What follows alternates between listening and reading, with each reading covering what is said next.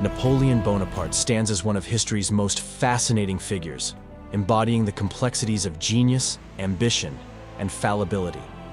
His journey from a modest Corsican upbringing to becoming Emperor of the French encapsulates brilliance, power, overreach, and downfall. Napoleon's ascent to power was a testament to his exceptional abilities and the tumultuous times. Born in 1769 in Corsica, just after it became a French territory, Napoleon's early life was steeped in a context of political upheaval and revolution. Demonstrating remarkable military understanding from a young age, he quickly rose through the ranks of the French army during the Revolutionary Wars.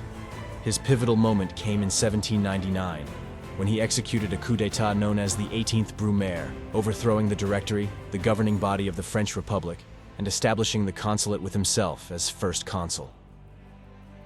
By 1804, he had declared himself Emperor of the French, which solidified his power and marked the beginning of his imperial reign over Europe.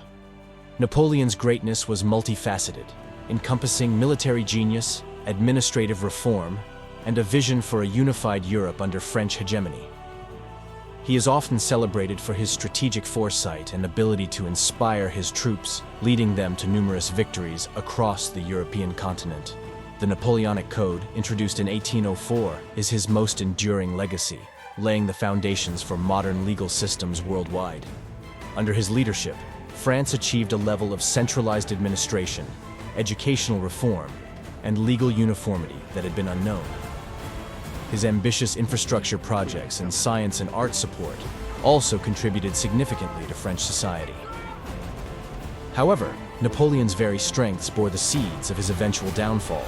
His insatiable ambition and tendency toward authoritarian rule alienated many. His continental system, aimed at crippling Britain's economy through a Europe-wide blockade, ultimately failed and led to economic hardship in France and its satellite states. Moreover, his military campaigns, especially the disastrous invasion of Russia in 1812, drained French resources and morale. Napoleon's overextension and the relentless coalition campaigns against him eventually led to his defeat and abdication in 1814. Though he returned to power briefly in 1815 during the 100 Days, his final defeat at Waterloo marked the end of his rule and his subsequent exile to St. Helena, where he died in 1821. The invasion of Russia in 1812 by Napoleon Bonaparte stands as a monumental episode in European history, encapsulating the zenith of Napoleon's power and the beginning of his decline. Initiated against the backdrop of deteriorating Franco-Russian relations, this campaign aimed to compel Tsar Alexander I back into compliance with the Continental System, Napoleon's blockade against British trade.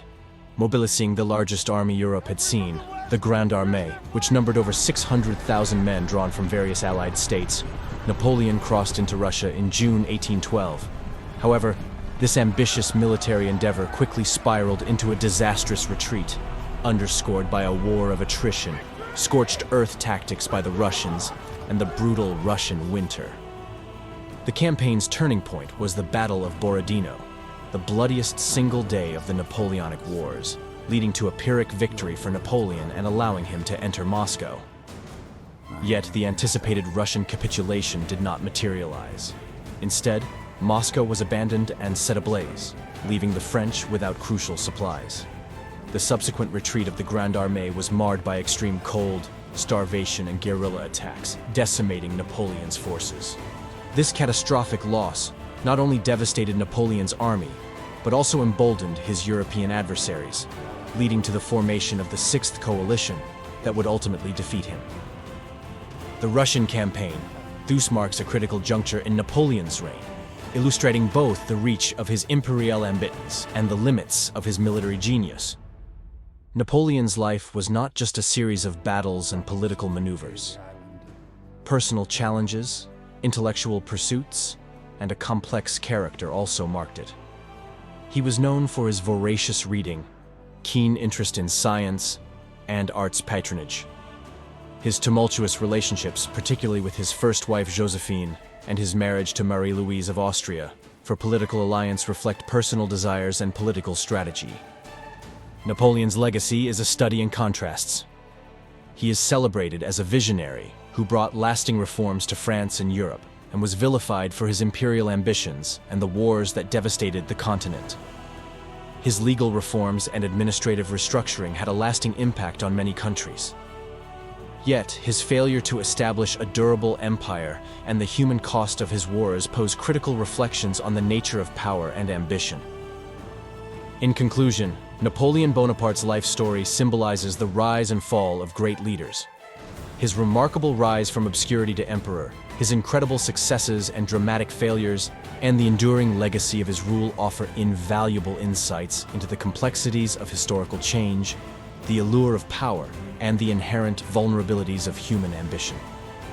Napoleon remains a figure of endless fascination, embodying the eternal human struggle between greatness and hubris, vision and overreach.